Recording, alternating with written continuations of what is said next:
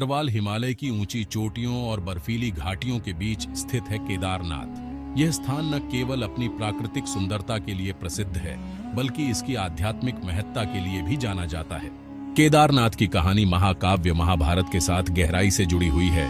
यह एक ऐसी कथा है जो न केवल पांडवों की यात्रा को दर्शाती है, बल्कि उनके आंतरिक संघर्ष और आध्यात्मिक खोज को भी उजागर करती है। कुरुक्षेत्र युद्ध के बाद पांडव भाई विजयी होने के बावजूद भ्रातृहत्या के अपराध बोध से बोझिल होकर भगवान शिव से क्षमा मांगना चाहते थे।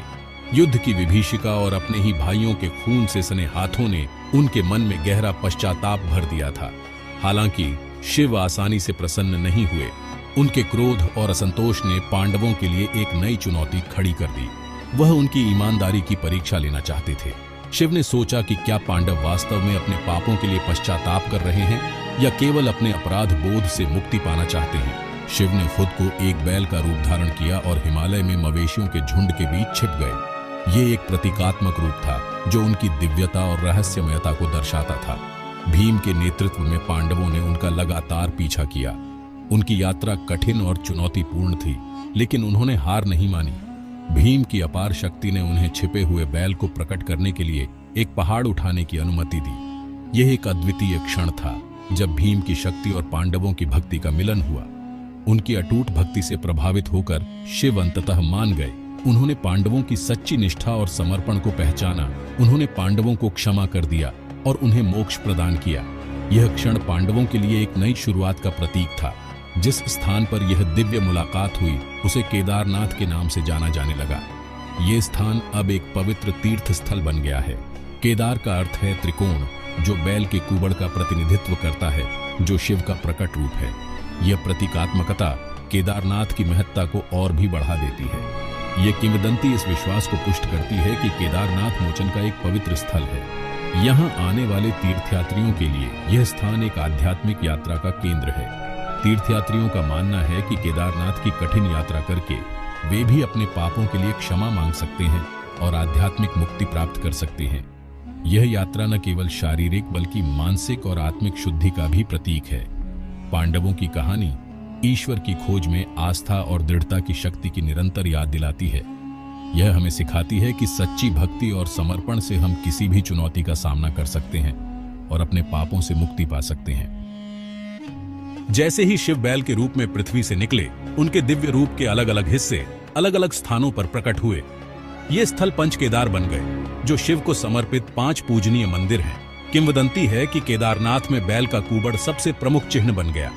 आज केदारनाथ मंदिर के अंदर एक त्रिकोणीय आकार की चट्टान संरचना को शिव के कुबड़ की अभिव्यक्ति के रूप में पूजा जाता है।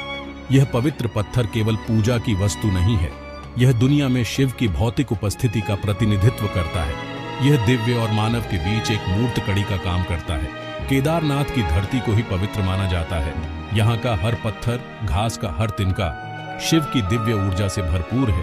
बैल के निशान की उपस्थिति इस विश्वास को पुष्ट करती है कि केदारनाथ केवल पूजा का स्थान नहीं है, बल्कि शिव की शक्ति और कृपा का एक जीवंत अवतार है।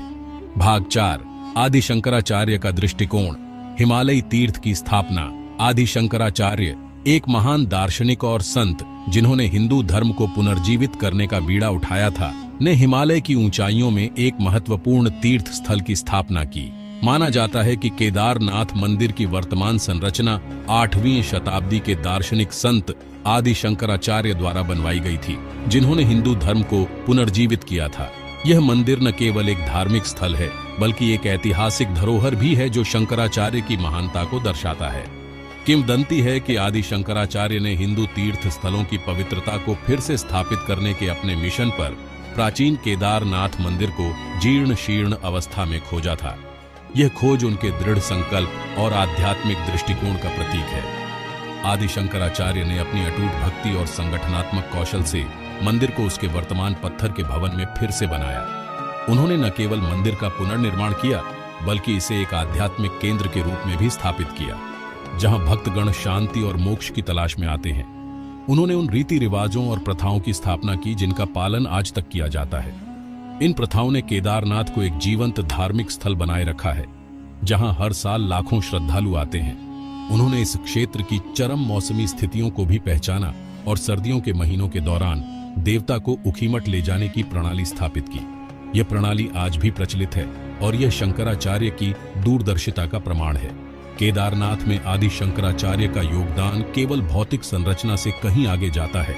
उन्होंने इस स्थान को एक आध्यात्मिक ऊर्जा से भर दिया जो आज भी यहाँ आने वाले हर व्यक्ति को महसूस होती है। उन्होंने प्राचीन तीर्थ स्थल में नई जान फूंक दी।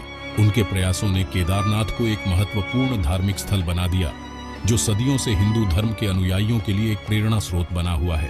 उन्होंने इसे पूरे भारत में हिंदुओं के लिए आस्था के केंद्रीय स्तंभ के रूप में मजबूती से स्थापित किया। केदारनाथ अब केवल एक मंदिर नहीं है, बल्कि यह एक प्रतीक है जो शंकराचार्य की विरासत और उनके द्वारा स्थापित धार्मिक प्रथाओं को दर्शाता है। उनकी विरासत अनगिनत भक्तों को प्रेरित करती रहती है जो शिव की दिव्य कृपा की तलाश में केदारनाथ की तीर्थ यात्रा करते हैं। हर साल हजारों लोग इस पवित्र स्थल की यात्रा करते हैं, शंकराचार्य की शिक्षाओं और उनके द्वारा स्थापित परंपराओं का पालन करते हुए।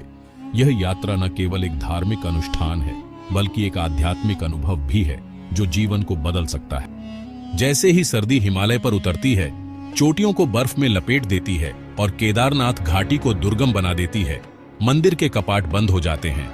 हालांकि पूजा की भावना समाप्त नहीं होती है। केदारनाथ के देवता एक प्रतीकात्मक यात्रा पर निकलते हैं।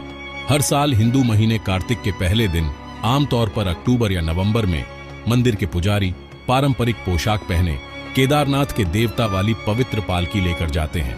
वे कम ऊंचाई पर स्थित ऊखीमठ गांव में उतरते हैं।